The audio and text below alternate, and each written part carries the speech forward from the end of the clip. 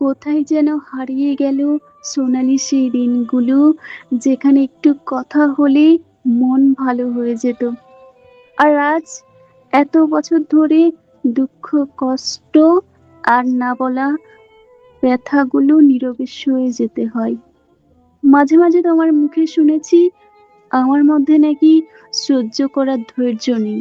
অথচ তুমি কখনো দেখোনি কত রাত আমি চুপচাপ কেঁদেছি, কত অপমান, অবহেলা আর ভাঙা অনুভূতি হাসি মুখে লুকিয়ে রেখেছি। হয়তো তুমি চাও আমি শক্ত পাথর হয়ে যাই, যেখানে কোনো অনুভূতি থাকবে না, কোনো কষ্টে চোখ ভিজবে না। কিন্তু মানুষ তো পাথর নয়। ভালোবাসা অবহেলার মাঝখানে বারবার ভাঙতে ভাঙতে একদিন সত্যি ভেতরটা নিঃশেষ হয়ে যায়।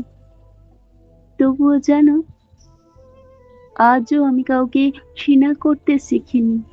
কারণ যে মানুষটা সত্যিই মন থেকে ভালোবাসি, সে শেষ পর্যন্ত নিজে ভেঙে যায়।